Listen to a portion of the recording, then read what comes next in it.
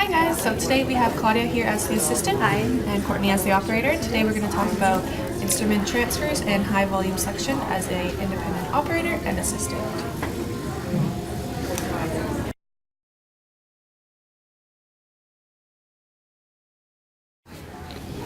Hi, today we're going to talk about the transfer zone.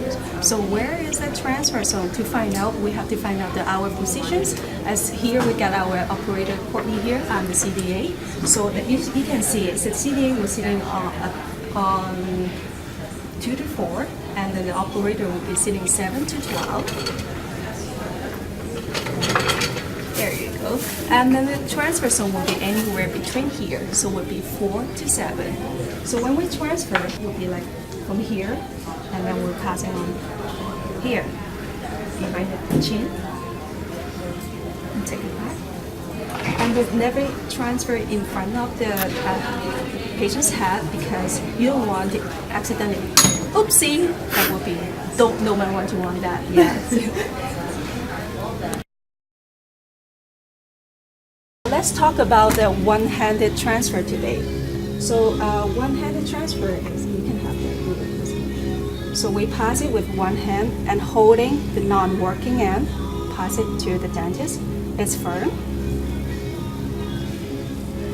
For retrieving, we use the pinky to grab it. So always have the next instrument ready in hand, and to retrieve it, use a pinky to hold it back. And like that, pass it through it. And always put back the instrument to the way where it's supposed to be. So let's do it again. So use a pinky, like that. Let's try again. Like that. The reason behind one-handed transfer is because we always want to have the right hand free, so it's for sections, so you always have the hands ready because it's very easy. Two-handed transfers.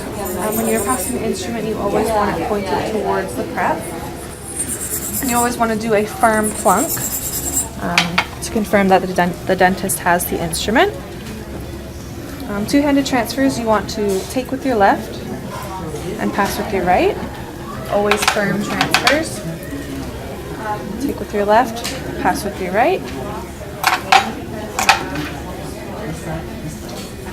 And take with your left and pass with your right.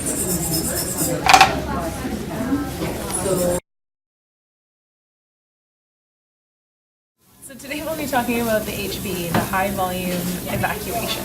There's two ways to hold it. One is a palm grasp, like this, and the other one is a pen grasp, like this.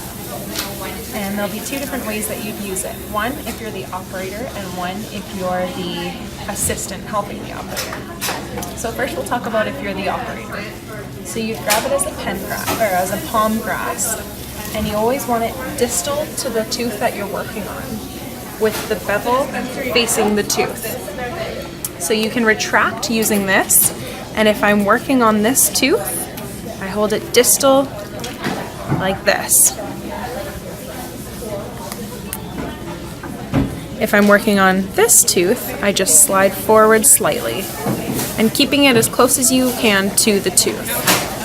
Now, if I want to go to the lingual aspect, I just flip over like this. And I can retract the tongue using this. And you just do that throughout the mouth. So, like this. And then back to the lingual, like this. And you always want to be aware of how much water is being accumulated in the client's mouth. Sometimes people can feel suffocated. So you always want to watch their eyes and body language and just suck up as much as you can. As the operator, you want to be holding the HVE in your left hand because you'll be working with your right. And when you're helping the operator as the assistant, you'll be holding it in your right in a pen grasp or palm, whichever you prefer. So now, if I was the assistant, I would be holding the HVE in my right hand, and I like to use a palm grasp. would be always watching where the dentist would be going. So if he's on the distal, you want to make sure that this is facing the tooth like this. So working on the 6th, you just go a little bit distal, keeping it close to the tooth at all times. And you can retract the tongue with it as well.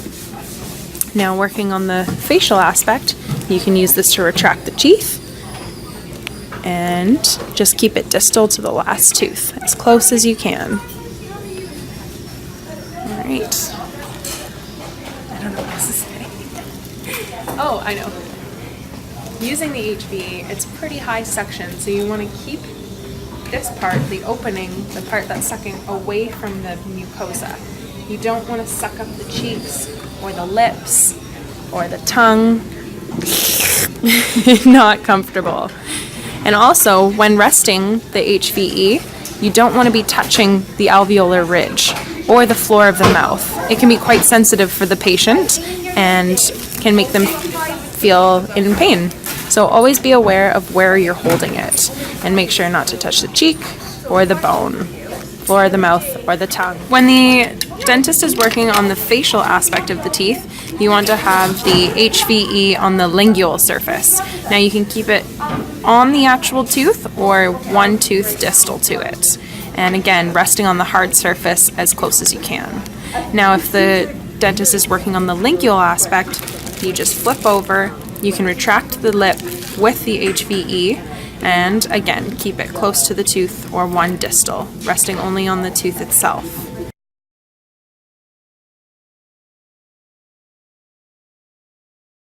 Thanks for watching. Thank you.